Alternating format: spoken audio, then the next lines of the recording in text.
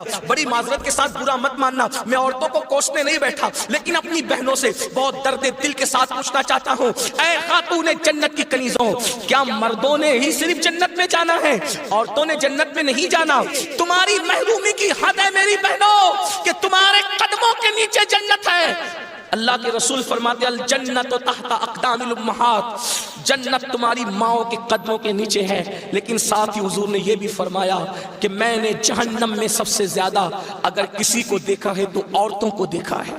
آج بیٹیوں کا حال یہ ہے، اب بیٹیاں قرآن کہاں یاد کرتی ہے، اب بیٹیاں حدیث کہاں یاد کرتی ہے، اب بیٹیاں دین کہاں پڑھتی ہے؟ یہ تو گانے سنتی ہے، یہ تو سیریل دیکھتی ہے، یہ تو فلمیں دیکھتی ہے۔ اللہ اکبر! قوم کی جو بیٹی بالغ ہونے سے پہلے سیریلوں میں بھاگنے اور بھگانے کے مناظر دیکھے گی، قوم کی جو بیٹی جوانی کی دہلیز پر قدم رکھ کر فلموں میں زنا کے مناظر دیکھے گی، پھر وہ گندگی نہیں کرے گی تو کیا کرے گی؟ وہ جرائم نہیں کرے گی تو کیا کرے گی؟ اے خاتون جنت کی کنیزوں، جب جب اللہ کے دین کو تم پیٹ کے پیچھے ڈالو گے تمہیں رونے کو مزدور نہیں ملے۔ اور آپ جانتی ہیں یہ سیریل اور گندی فلموں کا نتیجہ ہے کہ بچیاں کسی اور کا ہاتھ پکڑ کر چلی جاتی ہیں، معاشرہ اس کو دھتکار دیتا ہے، پھر وہ ایک دو بچوں کا باپ بن کر کے اس لڑکی کو دھوکہ دے دیتا ہے، پھر جب وہ لوٹ کر آتی ہے تو نہ ماں باپ قبول کرتے، نہ بھائی قبول کرتے، نہ خاندان قبول کرتا ہے، اور وہ ظالم تو دھوکہ دے ہی چکا ہے۔ علم کی بات چل رہی ہے، رسول اللہ کی نواسی، جس طرح سے امام حسن کے کان میں، امام حسین کے کان، قرآن اگر کسی نے کیا ہے تو وہ سیدہ زینب پاک کی ذات ہے۔ صرف 7 سال کی عمر میں سیدہ زینب نے حافظ قرآن کیا تھا، آپ قرآن کی حافظہ تھی۔ اللہ اکبر! آپ کو حیرت نہیں ہونی چاہیے، اللہ اللہ، سیدہ زینب نے صرف 7 سال کی عمر میں قرآن کا حفظ کیا ہے، اور قرآن کی اکثر صورتیں آپ نے اپنی امی سیدہ فاطمہ کے ذریعے سے حفظ کیا ہے۔ اللہ اکبر! اور قرآن کا سب سے پہلے درس دینے کا کام کوفہ کی سرزمین پر سیدہ زینب نے کیا ہے۔ یہ رسول اللہ کا خاندان ہے۔ ام المومنین سیدہ عائشہ صدیقہ وہ خاتون ہے کہ اللہ اکبر، عورتوں میں سب سے زیادہ اگر کوئی حدیث روایت کر رہا ہے تو وہ سیدہ عائشہ صدیقہ کی ذات ہے۔ اور آپ مفتی 4 ملت ہے، اصحاب میں جب کسی مسئلے پر اختلاف ہو جاتا تو لوگ کہتے چلو ام المومنین کی بارگاہ میں ان سے پوچھیں گے۔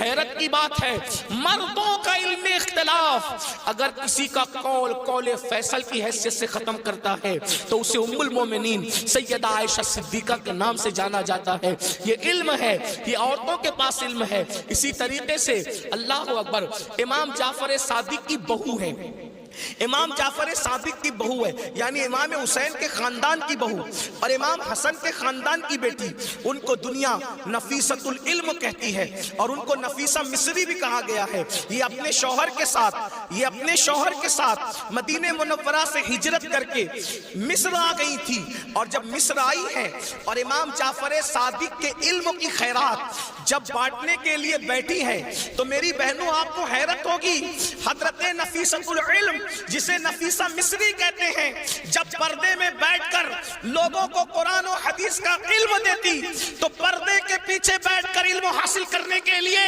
مجتہد مطلق حضرت سیدنا امام شافعی جیسے لوگ آیا کرتے تھے اور ان سے علم حاصل کیا کرتے تھے۔ یعنی ہمارے یہاں اسلام میں عورتیں ایسی تھی کہ اتنے بڑے بڑے مرد جو ہے عورتوں کے پاس آ کر کے اسلام حاصل کرتے تھے، علم دین حاصل کرتے تھے، اسلام کا علم حاصل کرتے تھے۔ پردے کے پیچھے سے گویا کہ نفیسۃ العلم نے، نفیسہ مصری نے ام المومنین سیدہ عائشہ صدیقہ کی یاد کو تازہ کر دیا تھا۔ میری بہنوں آج وہ کہاں گیا معاملہ؟ آج تو عورتوں کا مطلب زیورات سے محبت، عورتوں کا مطلب نئے کپڑوں سے محبت، عورتوں کا مطلب شادیوں میں شرکت سے محبت، عورتوں کا مطلب بازار میں گھومنے سے محبت، عورتوں کا مطلب جو وہ فلموں سے محبت۔ عورتوں کو دین سے تعلق کیا رہ گیا؟ بڑی معذرت کے ساتھ برا مت ماننا، میں عورتوں کو کوسنے نہیں بیٹھا، لیکن اپنی بہنوں سے بہت درد دل کے ساتھ پوچھنا چاہتا ہوں، اے خاتون جنت کی کنیزوں، کیا مردوں نے ہی صرف جنت میں جانا ہے؟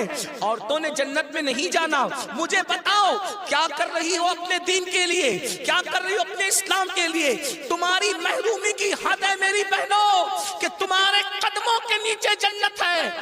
اللہ کے رسول فرماتے الجنت تحت اقدام الامہات، جنت تمہاری ماؤں کے قدموں کے نیچے ہے، لیکن ساتھ ہی حضور نے یہ بھی فرمایا کہ میں نے جہنم میں سب سے زیادہ اگر کسی کو دیکھا ہے تو عورتوں کو دیکھا ہے۔